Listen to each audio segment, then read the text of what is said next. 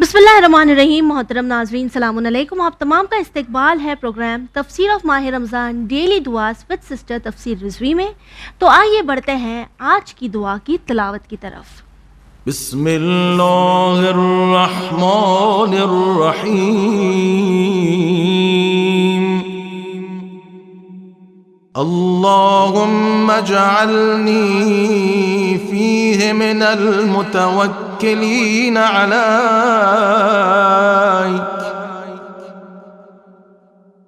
वजअलनी फीहि मिनल फाइज़ीन लदैक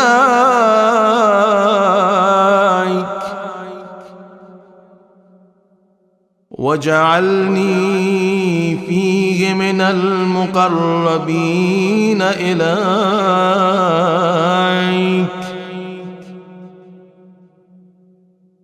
बिइहसानिक या गायत अत्तालिबीन।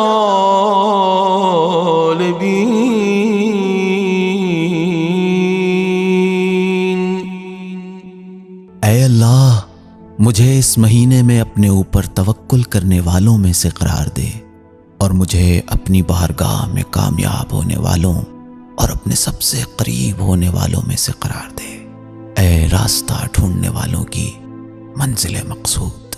सिस्टर सलामुन अलैकुम। अलैकुम सलाम व रहमतुल्लाहि व बरकातुहू। जी सिस्टर, सबसे पहले हम चाहेंगे कि आप हमें ये बताएं कि इन खूबसूरत जुमलों में अहले बैत अलैहिस्सलाम हमें क्या कहना चाह रहे हैं। औज़ु बिल्लाहि मिनश शैतानिर रजीम। बिस्मिल्लाहिर रहमानिर रहीम व बिही नस्तईन व हुवा खैरुन नासिरुन व मुईन।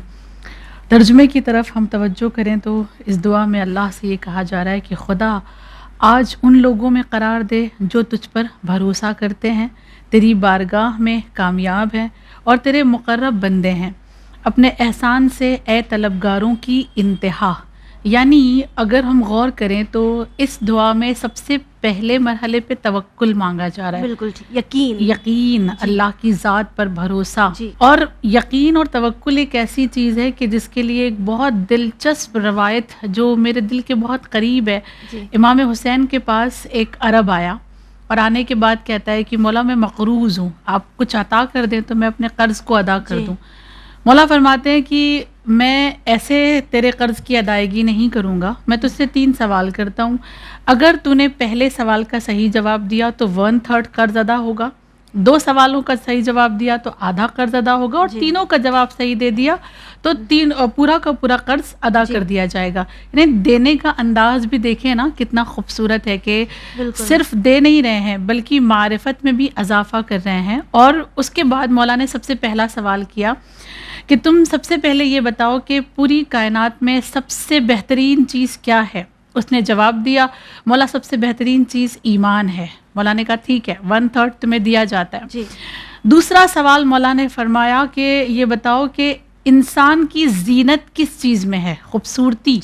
वो कहता है कि मौला हर एक की खूबसूरती अलग अलग है। मसलन एक आलिम की खूबसूरती ये है कि उसके पास सब्र के जौहर हो, एक मालदार की खूबसूरती ये है कि वो सखी हो, और एक फ़कीर की खूबसूरती ये है कि वो साबिर हो, सब्र करने वाला।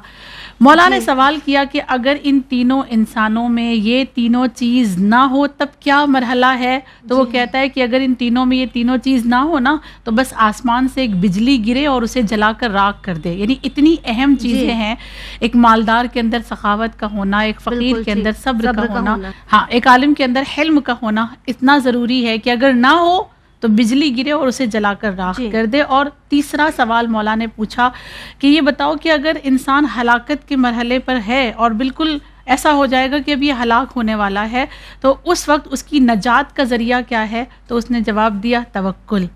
मौला अगर कोई हलाकत की दहलीज तक पहुंच भी जाए लेकिन उसकी अगर توکل اور امید صرف اللہ کی ذات پر ہے تو وہ کبھی بھی ہلاک نہیں ہوگا. جو اللہ کی ذات پر یقین رکھتا ہے, جس کا بھروسہ اللہ وہ کبھی ہار نہیں سکتا, وہ ہارتا نہیں ہے. خوب, یعنی آپ یہ کہہ سکتی ہیں کہ وہ کبھی کسی کے آگے سر نہیں جھکاتا نا. یہ تو بہت بڑا پیغام ہے نا ہم لوگوں کے لیے کہ ماہ رمضان میں ہی ہم اکثر دیکھتے ہیں جب پریشان ہو جاتے ہیں, سوچتے ہیں کہ ہماری کوئی مدد نہیں کر رہا, لیکن یہ نہیں سوچتے کہ وہ پروردگار جو ہر چیز کے اوپر قادر ہے, اگر ہمیں کچھ مانگنا ہے تو ہم اس سے مانگے. یعنی آج ماہ رمضان کی جو 10ویں دعا ہے 10th آف ماہ رمضان کی, اس کا سب سے بڑا پیغام ہی یہی ہے. بے شک یہ ماہ رمضان کی یہ دعا ہمیں یہ بتا رہی ہے کہ مانگا اگر جائے تو صرف اللہ کی ذات سے, مگر دوسری جانب مالداروں کا یہ وظیفہ ہے, یہ ان کی ذمہ داری ہے کہ فقیروں کے ہاتھ پھیلانے سے پہلے انہیں دے دیا جائے. آج جو دن ہمارے اور آپ کے درمیان ہے جناب خدیجۃ الکبریٰ سے منسوب, ایسی مالدار کہ پوری کائنات میں عرب کا جب دور تھا ان سے زیادہ کسی کے پاس دولت نہیں ہے, لیکن ساری دولت اپنی انہوں نے اسلام پہ قربان کر دی, ایسی سخی خاتون. لہٰذا آج 10 ماہ رمضان ہم کوشش کریں کہ جناب خدیجۃ الکبریٰ کی ذات پر, ان کے طرز عمل پر عمل کرتے ہوئے ہم بھی غریبوں کی تھوڑی سی مدد کریں, کسی کو اتنا مجبور نہ کریں کہ وہ اپنے ہاتھ پھیلائے. اور اسی کے ساتھ اس دعا میں اللہ سے کہا جا رہا ہے کہ پروردگار عالم تو مجھے کامیاب انسان بنا دے. یاد رہے کہ کامیابی دنیا سے منسلک نہیں ہے, کامیابی آخرت سے تعلق رکھتی ہے. جو لوگ دنیا میں کامیابی حاصل کر کے یہ سمجھتے ہیں کہ ہم منزل تک پہنچ جائیں گے, وہی ہلاک ہو جاتے ہیں. جو آخرت کو اپنی کامیابی سمجھتے ہیں وہی دنیا میں بھی کامیاب ہوتے ہیں اور آخرت میں بھی کامیاب ہوتے ہیں. اور بالکل آخر میں یہ کہا گیا اللہ تو مجھے اپنا مقرب بندہ بنا کے رکھنا, اپنے قریب رکھنا. دیکھیں والدین کس قدر محبت کرتے ہیں اپنے بچوں سے, بے پناہ نا.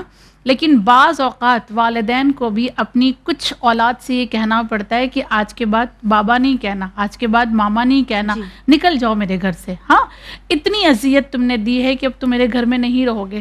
ہم دعا کریں آج کے دن کہ ہماری زندگی میں کوئی ایسا دن نہ آئے, کوئی ایسا گناہ ہم سے نہ ہو جائے کہ ہمارا رب ہم سے کہے کہ تم میرے بندے ہو مگر نکل جاؤ میری بارگاہ سے.